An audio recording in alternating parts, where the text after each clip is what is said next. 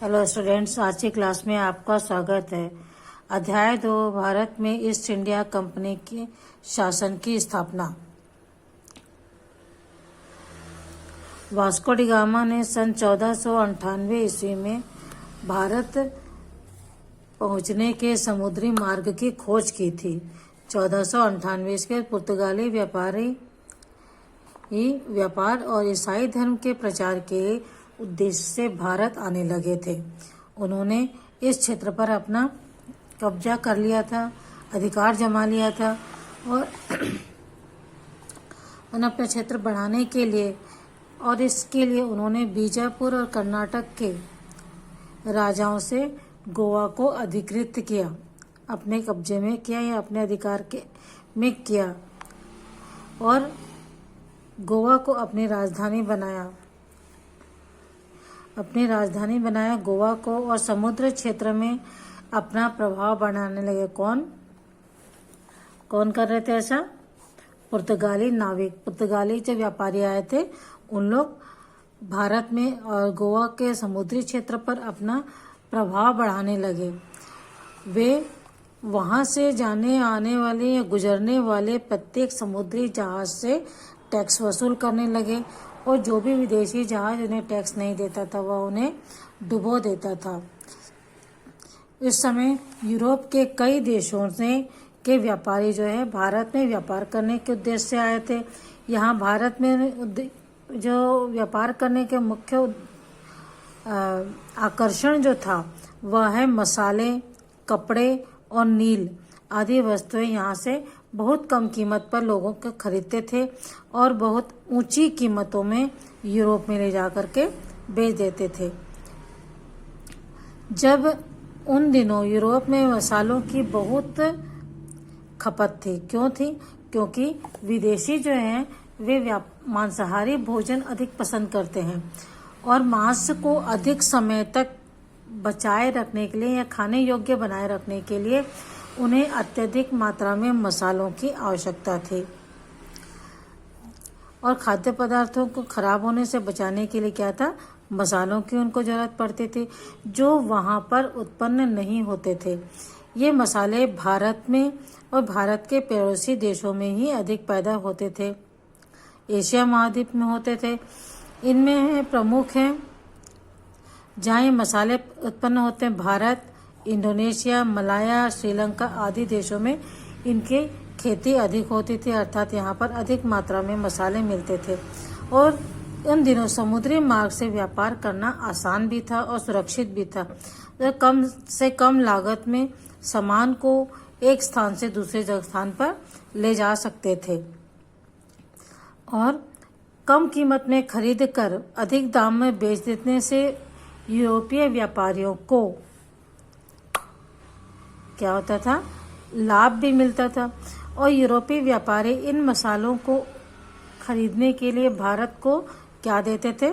सोना और चांदी देते थे। यूरोप में मसालों की खपत ज्यादा थी, अतः लंबे समय तक सोने और चांदी से व्यापार करना संभव नहीं था क्योंकि बच्चों सोने और चांदी के जो भंडार थे कम थे और अधिक समय तक अगर सोने और चांदी से व्यापार करेंगे तो इन कीमती धातुओं की के भंडार जो हैं वह कम हो जाते। इसलिए इन्होंने एक नया रास्ता निकाला कि जहां से ये अपने व्यापार करने जाते थे वहीं से धन की व्यवस्था भी करने की इन्होंने सोची। इसलिए उन्हें उपनिवेशों से ही धन प्राप्त करने और उससे वहां व्यापार करने की आवश्यकता महसूस हुई। इसके लिए उन्होंने क्या किया? साम्राज्य स्थापित करने और व्यापार के करों से छूट प्राप्त कर ली। किनसे प्राप्त करी थी? साम्राज्य के स्थापित करने के लिए और व्यापार करने के उद्देश्य से उन्होंने स्थानीय राजाओं और सामंतों से दोस्ती की, उनसे अपने व्यापार के करों में छूट प्राप्त की और इस प्रकार उनसे धन भी वसूल किया और पुर्तगाली जो थे इस प्रकार यहाँ से व्यापार करने लगे। पुर्तगालियों को लाभ कमाता देख दूसरे विश्व के दूसरे देशों ने भी, जैसे हॉलैंड, डच, फ्रांस और इंग्लैंड ने भी भारत से धन प्राप्त करने के उद्देश्य से और लाभ प्राप्त करने के उद्देश्य से यहाँ पर अपनी व्यापारिक कंपनियां स्थापित की और इस प्रकार इन सभी देशों की व्यापारिक कंपनियों में आपस में प्रतिस्पर्धा होने लगी, अर्थात कंपटीशन होने लगा था उनके बीच में। इन सभी व्यापारियों ने भारत के अलग अलग क्षेत्रों में अपने कारखाने स्थापित किए। जैसे यहाँ उस समय भारत में कुछ प्रमुख स्थान थे जहाँ पर व्यापार अधिक होता था, जैसे सूरत, अहमदाबाद का एक बड़ा शहर है, व्यापारिक शहर है, भारत के प्रमुख व्यापारिक शहरों का केंद्र था। और पुर्तगालियों ने गोवा, दमन और दीव पर अपने कारखाने खोले, क्योंकि गोवा पर पुर्तगालियों ने पहले ही अपना कब्जा करा हुआ था, आपने पाठ के शुरू में देखा। और इसी प्रकार डचों ने सूरत, खंबात, पटना और मछलीपट्टनम जो है यह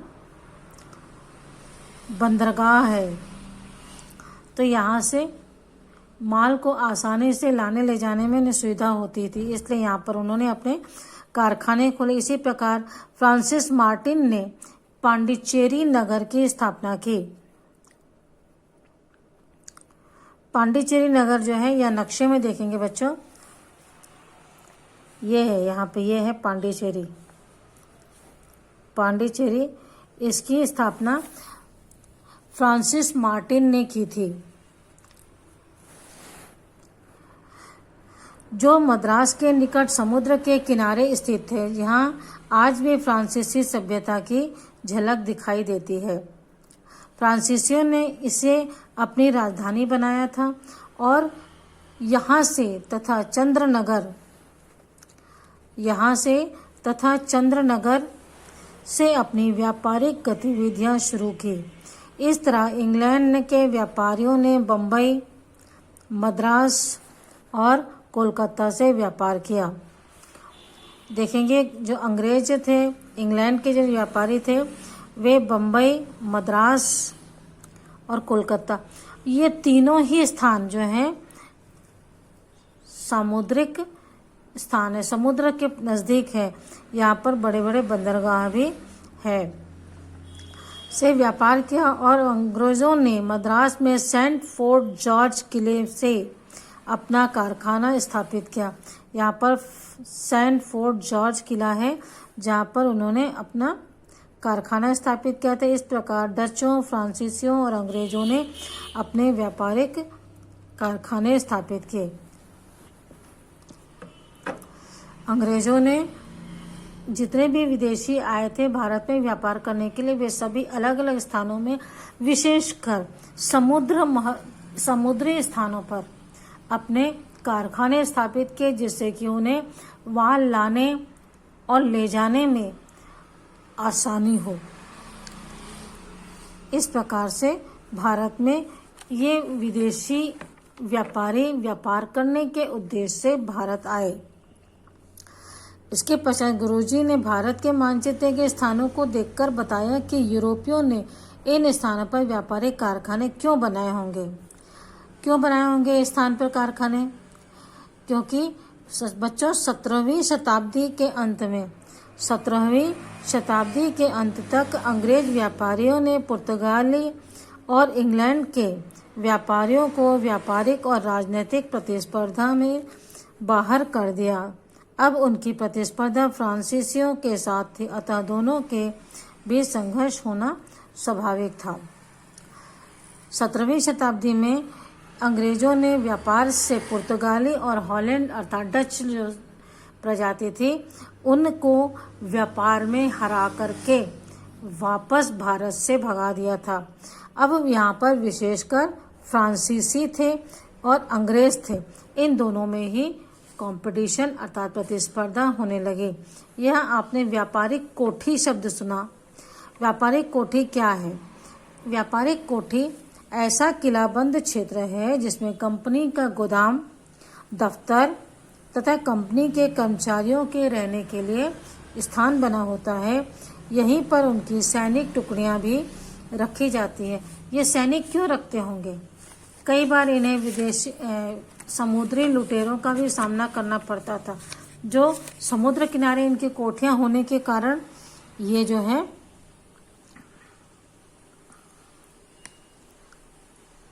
उन पर आक्रमण करते थे, जिससे बचने के लिए ये लोग अपने पास सैनिक की टुकड़ियां रखते थे। दूसरे शब्दों में हम कह सकते हैं कि ब्रिटिश कारखाने जो थे वह कोठी कहलाते थे। हम विभिन्न बड़े बड़े कारखाने देखते हैं, उन्हें ब्रिटिश शासन में कोठी कहा जाता था। दक्षिण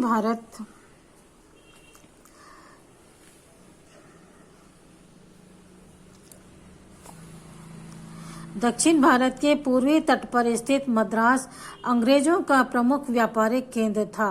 उसके समीप ही पांडिचेरी फ्रांसीसियों का केंद्र था। यह क्षेत्र उस समय कर्नाटक राज्य के नवाब के अधीन था। अतः दोनों देशों का उद्देश्य वहां के नवाब से अपने अपने व्यापारिक लाभ के लिए ज्यादा फायदा उठाना था। इसी समय कर्नाटक राज्य के उत्तराधिकारी के लिए संघर्ष शुरू हो गया। इससे फ्रांसीसी व अंग्रेजों को कर्नाटक की राजनीति में शामिल होने का अवसर मिला। ऐसे समय में फ्रांसीसियों ने एक पक्ष का और अंग्रेजों ने दूसरे पक्ष का साथ दिया। अब यहाँ पर इन्होंने कोठियाँ तो स्थापित कर ली, लेकिन धीरे धीरे अब ये लोग यहाँ की राजनीति में भी शामिल होने लगे।